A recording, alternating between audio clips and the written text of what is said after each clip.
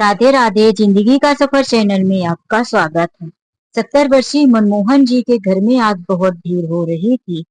मनमोहन जी की पत्नी रुक्मणी जी का निधन हो चुका था। रुक्मणी जी का मृत शरीर उनके आंगन के बीचों बीच रखा गया था। मनमोहन लाल जी अपनी पत्नी के पास बैठे हुए पत्नी के कभी पेट में हाथ फेरते तो कभी सिर में, आंखों में जैसे आंसुओं की झरना बह रहा हो। बैठे हुए सभी लोगों की आंखों में आंसू था। बहुत ही दुखद माहौल था। अभी इंतजार हो रहा था तो मनमोहन जी के बेटे सूरज और बहू कविता का। इसीलिए उनका मृत शरीर काफी समय से आंगन में रखा गया था। लोगों के बीच अब चहल पहल हो चुकी थी। काफी समय हो गया है। सुबह से लेकर 2 बज चुका है। अभी तक बेटा और बहू नहीं आया। इतनी देर तक घर में सब रखना अच्छा नहीं होता। अंतिम दाह संस्कार की तैयारी करनी चाहिए।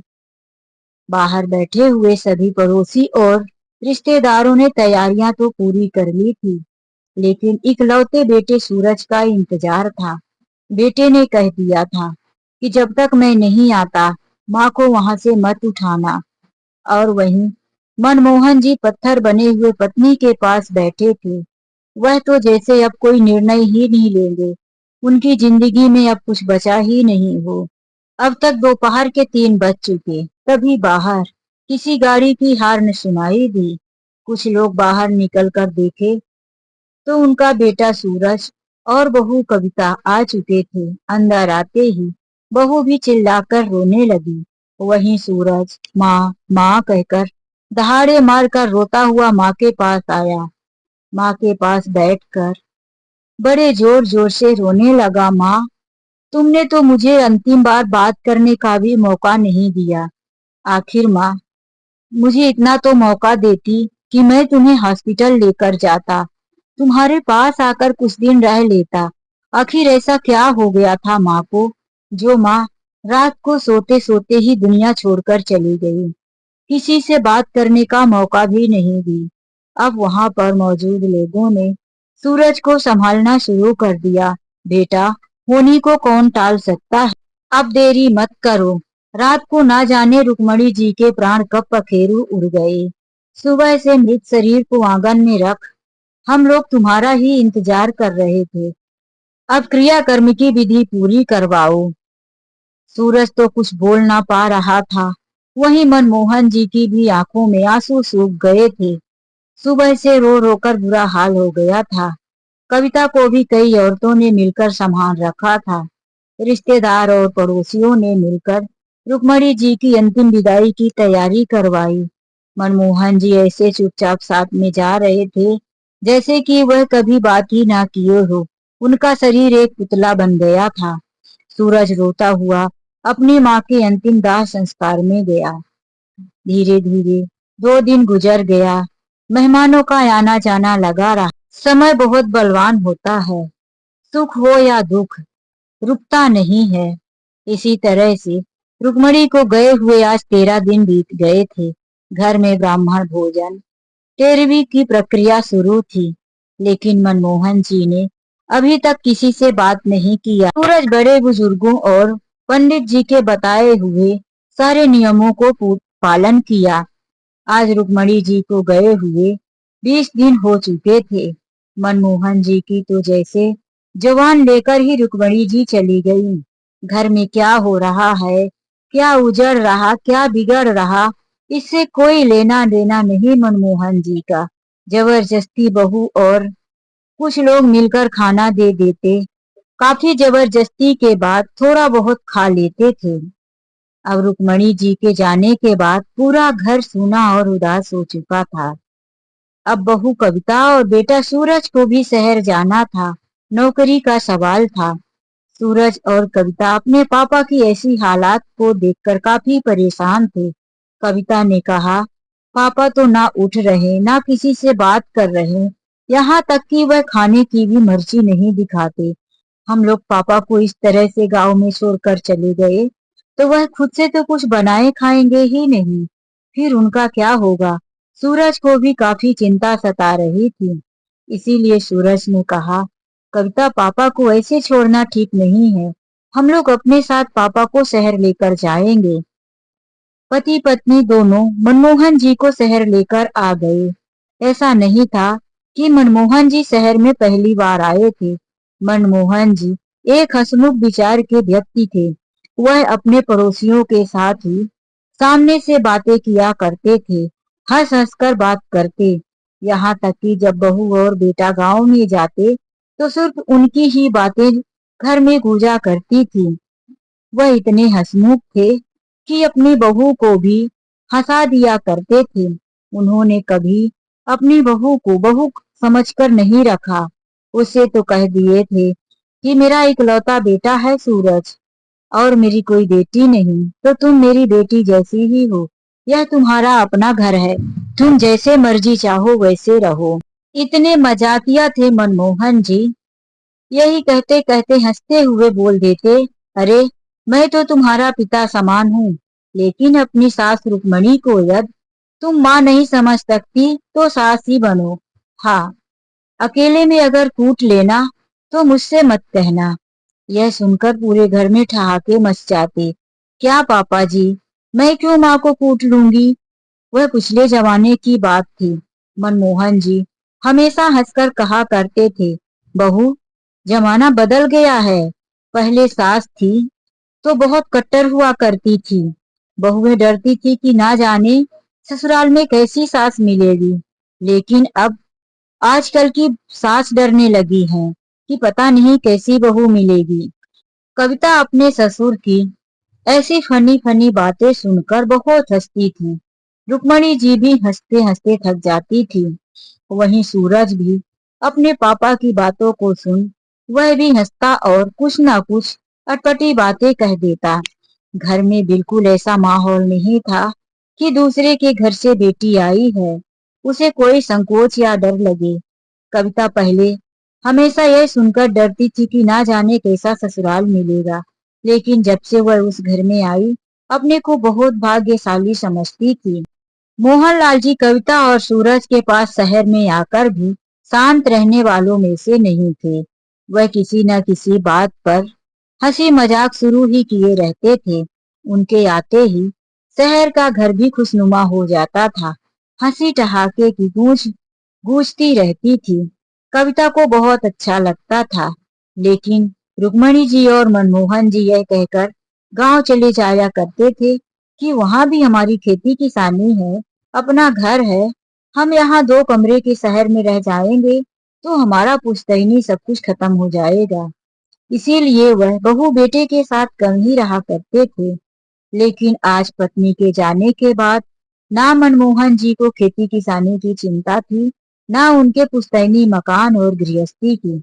वह तो शहर में आ गए, लेकिन जब कविता सुबह उठकर देखती है कि उसके ससुर बालकनी में बैठे हुए नीचे देख रहे हैं, जहां कुछ बच्चे साइकिल चला रहे थे, कुछ बच्चे खेल रहे थे, दौड़ रहे थे, कुछ तो एक दूसरे से झगड़ रहे थे कि खेल में मैंने जीता है।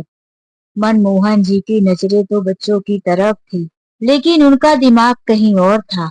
बच्चों का इतना ज्यादा शोर शराबा, फिर भी उनके कानों में फीकी आवाज आ रही थी, क्योंकि उनके कान और दिमाग में तो कुछ और ही गूंज रहा था।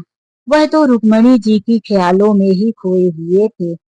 उन्हें अपना पुराना उनका समय उनकी आंखों के सामने गुजर रहा था, जब उनकी पत्नी रुक्मणी हुआ करती थी। उनके भी घर के बाहर बरामदे में कितने बच्चे खेलने आया करते थे। रुक्मणी कहती, आ गए फिर से खेलने, मैंने अभी झाड़ू लगाया है, तुम लोग खेल खेल कर पूरा मेरा आंगन गंदा कर देते हो। तो मनमोहन जी कहते, अरे खेलने तो दो, बच्चे खेलते हैं तो देखने में अच्छा लगता है, सफाई तो होती रहेगी। यह सुन रुक्मणी जी भी कहती, मैंने कम मना किया, मुझे भी बच्चे अच्छे लगते हैं, लेकिन ये तरह तरह के पत्थर और लकड़ियां लाकर मेरे बरामदे में छोड़कर चले जाते हैं। वह तुम तो नहीं साफ करते। बच्चों को मना करो तो ना जाने कहां कहां से खिलौने का सामान यही छोड़कर चले जाते हैं। आज मनमोहन जी अपनी पत्नी की बातों पर खोए हुए थे। कविता आकर एक बार देखी कि शायद पापा कुछ समय तक बैठे रहें, फिर आ जाएंगे। लेकिन 1 घंटा गुजर गया, 2 घंटा गुजर गया। बालकनी में एकटक बैठे हुए निहारते रह गए। अब कविता से बर्दाश्त नहीं हुआ। यह मनमोहन जी का हृदय विदारक दृश्य। वह काफी परेशान। कविता चाय लेकर आई। पापा, आप यहाँ 2 घंटे से बैठे हैं, लीजिए चाय पी लीजिए। मनमोहन जी चाय हाथ में लिए चाय पीते पीते भी कहीं खोए थे। जो अपनी बहू को इतना हंसाया करते थे, आज उनके मुंह से जबान नहीं निकल रही थी और उनकी चुप्पी कविता को पसंद नहीं आ रही थी। आखिर कविता ऐसा क्या करे कि अपने ससुर के मन में वापिस से खुशियां लाकर दे, वापिस से उनको पहले तरह से कर दे। उसने सूरज से भी कहा, पापा को शहर तो लेकर आ गए, लेकिन तुम्हारे पास भी समय नहीं है कि पापा को ले जाकर कहीं घुमाओ, उनका मन बदलो। वह उसी तरह से उदास बालकनी में बैठे हुए कभी आसमान की तरफ देखते हैं तो कभी बच्चों की तरफ बाहर देखते हैं, लेकिन उनके मन में कुछ और ही चल रहा होता है। या कि फिर कमरे की लाइट बंद करके कमरे में ही पड़े रहते हैं। कभी टीवी चालू कर देती हूँ, उनका मनपसंद न्यूज लगा देती हूँ, उनके पास रिमोट रखती हूँ कि पापा जो आपको देखना है देखो। लेकिन उनका ध्यान ना तो टीवी की तरफ रहता, न्यूज़पेपर को भी वह नहीं देखते, हाथ में लेकर उलट पलट करके रख देते हैं। उनके मन को कुछ अच्छा ही नहीं लग रहा है। सूरज, कुछ तो करो, पापा जी को ना जाने क्या हो गया है। सूरज ने कहा, मैं बहुत मजबूर हूँ कविता, मैं ड्यूटी छोड़कर भी घर पे नहीं बैठ सकता। अब पापा को तुम ही ध्यान रखो। आखिर कविता थी तो एक बहू।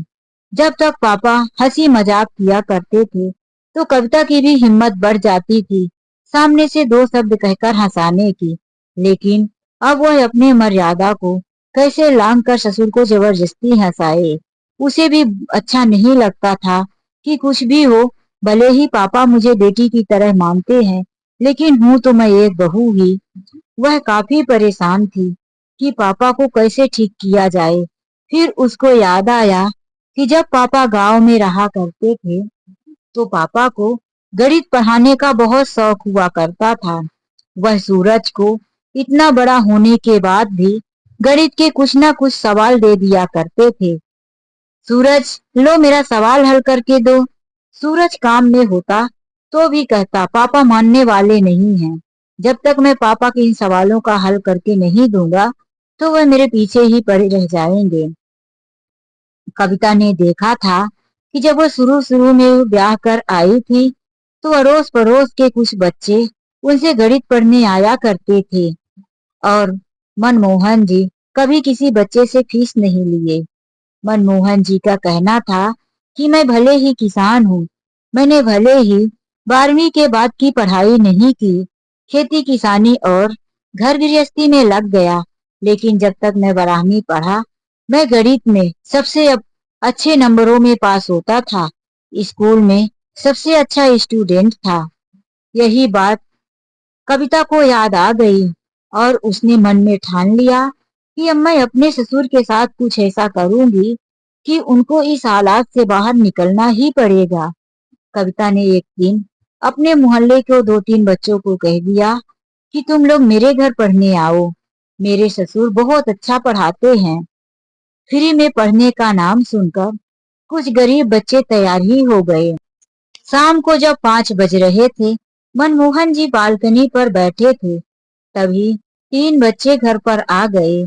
बच्चों को आते ही कविता अपने ससुर के पास गई और कहने लगी, पापा जी देखिए तो कोई आपसे मिलने आए हैं। मनमोहन जी चौंक गए। मुझसे मुझसे कौन मिलने आएगा, मुझे कौन यहाँ जानता है। कविता ने कहा, आपको यहाँ सब जानते हैं पापा, आइए तो देखिए। हॉल में आए तो देखे 3 छोटे छोटे बच्चे थे। 2 बच्चों का चेहरा देखकर उन्हें ऐसा लगा कि ये 2 बच्चे तो नीचे खेलते थे। इनको तो मैंने एक ही साइकिल में दोनों को झगड़ते हुए देखा था।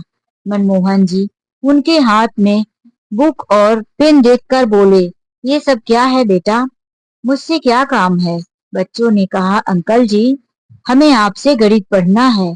हमने सुन रखा है कि आप बहुत अच्छा गणित पढ़ाते हैं और हम अपनी क्लास में सबसे पीछे हैं। मेरी मम्मी पापा मुझे ट्यूशन नहीं भेजती, इसीलिए। मनमोहन जी के चेहरे पर थोड़ी सी मुस्कान आई। अच्छा, तो आओ बैठो, क्या पूछना है मुझसे? फिर बच्चों को मनमोहन जी ने गणित पढ़ाना शुरू किया। पहले तो बड़े प्यार से बच्चों का नाम पूछा, उनकी स्कूल का नाम पूछा, मम्मी पापा का नाम पूछा और फिर उनसे पूछा कि तुमको ऐसा कौन सा सवाल तुम्हारी बुक का है जो सबसे ज्यादा कठिन लगता है। आज हम तुमको वही पढ़ाएंगे। आज कविता देख रही थी कि पहली बार ससुर इतना बोले थे बच्चों के साथ। उनके चेहरे पर एक आत्मविश्वास था और एक अलग सी खुशी थी। 3 बच्चे जब पढ़ के चले गए, दूसरे दिन 4 बच्चे आए। ऐसे करते करते मनमोहन जी के पास हर दिन 1-2 नए बच्चे आने लगे। मनमोहन जी को अब उन बच्चों को पढ़ाने में बहुत आनंद आने लगा था। बच्चों के जाने के बाद भी वह गणित की बुक लेकर खुद पढ़ने बैठ जाया करते थे कि बच्चे कब कौन सा सवाल पूछ दे। अब उनका मन उदासी और बेचैनी को छोड़कर गणित की बुक में लग चुका था। पूरा दिन वह तरह तरह के गुणा भाग समीकरण लगाया करते थे। प्रयास किया करते थे कि आज बच्चों को मैं यही पढ़ाऊंगा। अब क्या था, धीरे धीरे मनमोहन जी का मन अच्छी तरह से लगने लगा था। बच्चों के साथ पढ़ाने में उनको एक उत्सुकता रहती थी। बच्चों के आने का इंतजार रहता था। अब तो उन्होंने एक कमरे को साफ सुथरा करवा लिया था और उसमें कुछ कुर्सी और टेबल रखवा दिया था। बहू, इस कमरे में यदि मैं बच्चों को पढ़ाऊंगा तो एकांत में घर की बर्तनों की किचन की आवाज नहीं आएगी। कविता इसी दिन का तो इंतजार कर रही थी। उसने कहा, हाँ बाबूजी, आप बहुत अच्छा सोच रहे हैं। मैं इस कमरे का सारा सामान निकलवा देती हूँ और आपके लिए एक बोर्ड भी रखवा देती हूँ। कविता ने सारी व्यवस्था करवा दी। मनमोहन जी अपने उस रूम को अच्छी तरह से साफ सुथरा रखते, बोर्ड साफ करते, बच्चों के पढ़ाई के लिए पेंसिल, चौक, सारी चीजें खुद व्यवस्था कर करके रखते थे। मोहन जी अब बच्चों के आने से पहले ही सुबह टाइम से नहाना धोना, पूजा पाठ करना, अपने क्लासरूम को व्यवस्थित कर लेना, इसमें ही व्यस्त रहने लगे थे। तरह तरह की बुक मंगाकर अपने क्लासरूम में रखे। कविता को यह सब देखकर बहुत अच्छा लगने लगा था, क्योंकि उसके ससुर वह जैसा चाहती थी कि खुश रहें, बिजी रहें और अपने गमों को भूल जाएं। अब वैसा ही होने लगा था। धीरे धीरे समय बीतता गया। मनमोहन जी बच्चों को कड़ी मेहनत से पढ़ाते रहे। उनकी क्लास में पढ़ाए हुए बच्चे अब परीक्षा में अच्छे नंबर लेकर आए तो आकर मनमोहन जी को मिठाइयाँ खिलाए। स्कूल में भी उन बच्चों से पूछा गया कि तुम लोगों ने कोई ट्यूशन ज्वाइन कर लिया है क्या? तो बच्चों ने बताया, ट्यूशन तो हमने ज्वाइन किया है, लेकिन हमारे पड़ोस में एक अंकल है, वह पैसे नहीं लेते, हमें फ्री में पढ़ाते हैं और हम उन्हीं से पढ़ने के बाद इतने अच्छे नंबर ला पाए हैं। स्कूल में उन बच्चों की कामयाबी देखकर और भी बच्चे पढ़ने के इच्छुक हो गए, लेकिन अब पहले ही 15 बच्चे हो चुके थे। मनमोहन जी के क्लास में इतनी जगह नहीं थी, इसीलिए कविता ने और बच्चों को मना कर दिया। आखिर इतने ज्यादा बच्चे हो जाएंगे, मनमोहन जी को भी फिर तकलीफ होने लगेगी। वह नहीं चाहती थी कि इस उम्र में उसके ससुर कड़ी मेहनत करें, लेकिन उसकी भी मजबूरी थी, जो उसके ससुर अपने गमों से बाहर निकल ही नहीं पा रहे थे। जिन बच्चों को मनमोहन जी ने पढ़ाया था, उन्हीं के स्कूल में लास्ट में एक प्रोग्राम था। उस स्कूल के हेड मास्टर जी पहले ही बहुत प्रभावित हुए थे कि आखिर वह ऐसे कौन गुरु हैं जो फ्री में इतने बच्चों को एक साथ पढ़ा रहे हैं।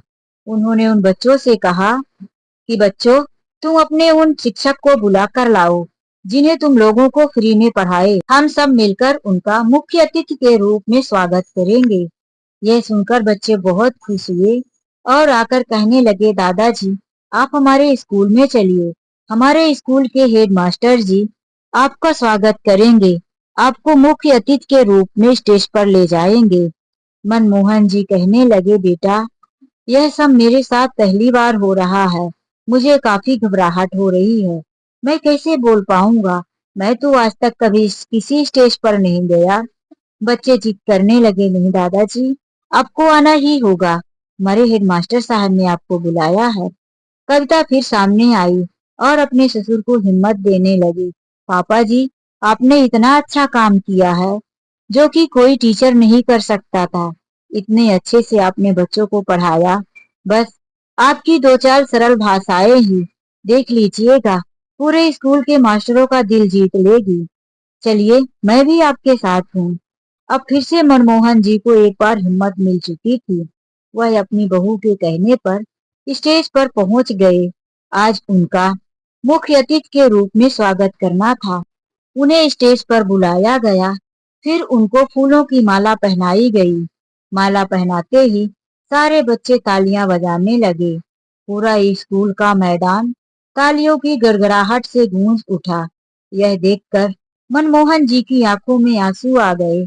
फिर उनकी तरफ माइक पकड़ाते हुए बोले, मनमोहन जी इस उम्र में आपने इतना कुछ कर दिखाया है, आप बच्चों को बिना कुछ पैसे बिना कुछ मतलब के पढ़ाते हैं, तो यह आपको कहाँ से प्रेरणा मिली, इसका क्या मतलब है।